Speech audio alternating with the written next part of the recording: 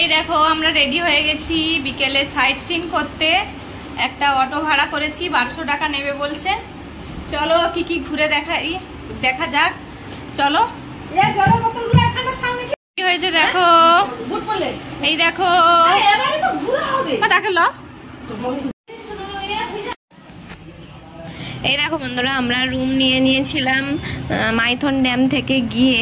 তারপরে আমরা রেডি হয়ে ফ্রেশ হয়ে রেডি হয়ে তারপরে আমরা বেরিয়ে এসেছি। প্রথমে খাওয়া দাওয়াটা সেরে নিলাম, কারণ খাওয়া দাওয়াটা তো মাস্ট করতেই হবে, না হলে কি করে হবে। সব কিছুর আগে খাওয়া দাওয়া করে আমরা এই দেখো অটো ধরে নিয়েছি, অটো বুক করে নিয়েছি কয়েকটা আজকে স্পট ঘুরে দেখার জন্য। চলো এই দেখো প্রথম স্পটে চলে এলাম, ঝাড়খণ্ডের ধানবাদের সব বড় কয়লা খনি। ওখানে কয়লা খনি বিখ্যাত। এই দেখো কয়লা খনিতে আমরা নামবো, যার আর এক নাম কোল ক্যাপিটাল, সবাই কোল ক্যাপিটাল নামে চেনে। এই দেখো বন্ধুরা, আমরা কয়লা খনিতে প্রথমে চলে গেলাম এই কয়লা খনি দেখতে। আমরা যেই মুহূর্তে দাঁড়িয়ে আছি সেই মুহূর্তে দেখি না হঠাৎ একটা ব্লাস্টের শব্দ হলো। আমরা তো সবাই চমকে উঠেছি। ওইখানে যে আগুন দেওয়া হয় ওইটা বেরিয়ে মিথেন গ্যাস বেরোয়, ওইটাই ব্লাস্ট হয়েছে সবাই বলছে। যারা আমাদের অটোতে নিয়ে গেছিলো, অটোর ড্রাইভাররা, তারাই বলছে। চলো তোমাদের কেমন লাগলো একটু জানাবে। বল সব থেকে বড় কয়লা খনি।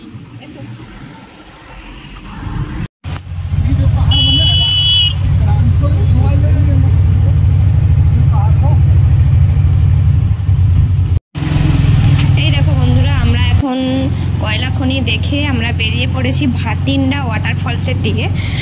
প্রথমে মানে পুরোটা রাস্তা ভালো, কিন্তু ওয়াটারফলসের কাছাকাছি রাস্তাটা একদম খুবই বলতে গেলে বাজে একদম।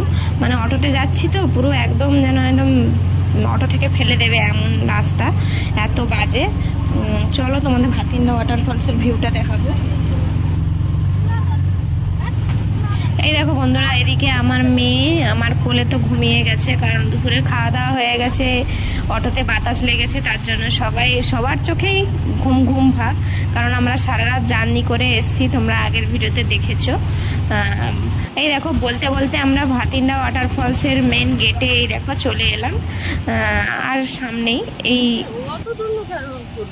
এই দেখো আমরা অবশেষে ভাতিন্ডা ওয়াটারফলসে চলে এলাম। এই দেখো বন্ধুরা, অবশেষে আমরা ধানবাদের ভাতিন্ডা ওয়াটারফলসে চলে এলাম। আর ওয়াটারফলসের আওয়াজটা শুধু তোমরা দেখো, এত আওয়াজ, মানে জলটা একদম ভরপুর আর দারুণ লাগছিল। চলো তোমরা একটু দেখতে থাকো, এনজয় করো ভিউটা।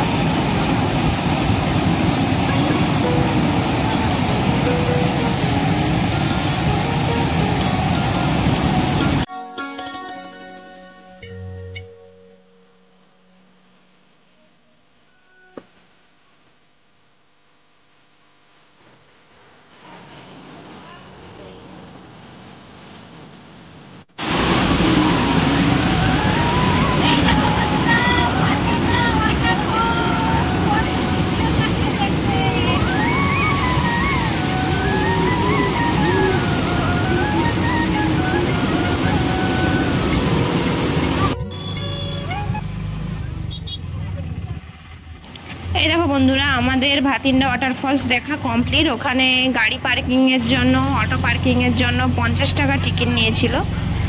চলো দেখতে থাকো। এবার আমরা পরের স্পটে যাব, চলো দেখতে থাকো।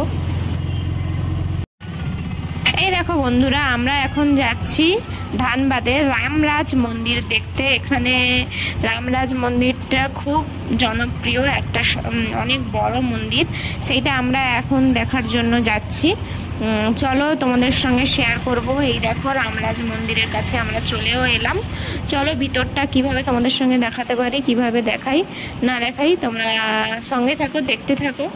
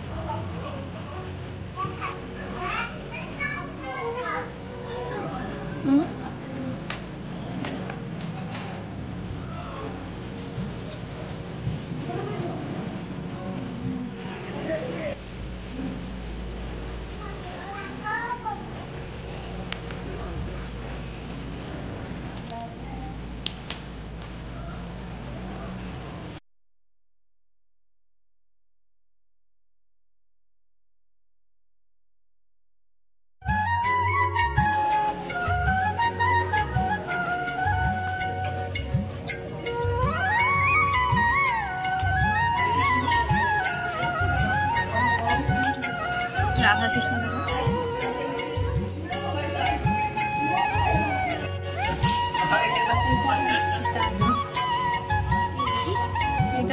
সীতারাম।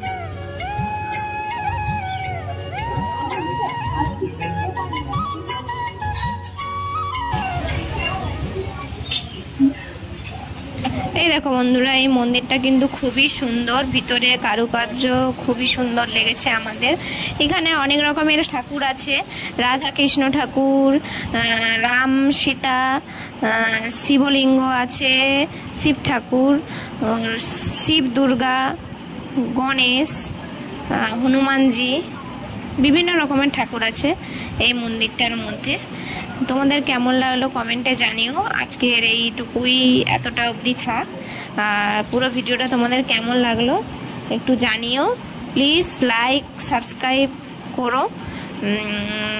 অনেকে ভিডিও দেখছো, লাইক সাবস্ক্রাইব করছো না। তোমরা সবাই লাইক সাবস্ক্রাইব করলে আমার ভিডিও বানাতে আরও আগ্রহ হবে, আরও আমি নতুন নতুন ভিডিও দেওয়ার চেষ্টা করব। এরপরে আরও থাকছে আমাদের ঝাড়খণ্ডের অনেক ঘোরার এখনও বাকি আছে, সেগুলো তোমাদের সঙ্গে আস্তে আস্তে শেয়ার করব, তোমরা দেখতে থাকো। এরপরের দিন আমরা যাচ্ছি ম্যাসেঞ্জার ড্যাম আর উশ্রী জলপ্রপাতে যাব আমরা তারপরের দিন, ওখান থেকে ধানবাদ থেকে গিয়ে। চলো, সেটা পরের ভিডিওতে আসবে। এই জায়গাটা মন্দিরের এক সাইড বরাবর, দেখো কত সুন্দর জায়গাটা, দেখো কত সুন্দর লাগছে। সিঁড়ি করা রয়েছে, ওইদিকে একটা পুকুর মতো করা আছে, ওর মধ্যে বোটিং করছে। এই দেখো বাচ্চারা সঙ্গে সঙ্গে বড়রাও বোটিং করছে। আর ওইদিকে জল, অতিরিক্ত জল হলে ওই দিকটাতে বেরিয়ে যায়। আমাদের এরপরে একটা স্পটে ঘুরতে যাওয়ার কথা ছিল, সেরমভাবেই অটো ড্রাইভার দাদার সঙ্গে কথা হয়েছিল, তোপচাচি লেক। সেটা সন্ধে হয়ে যাওয়ার কারণে আমরা অর্ধেকটা রাস্তা গিয়ে ঘুরে চলে এসেছি, কারণ সেটা বন্ধ হয়ে যায় 4টে নাগাদ, 4টে বাজলেই বন্ধ হয়ে যায়, তার জন্য আর যাওয়া হয়ে ওঠেনি। টাটা।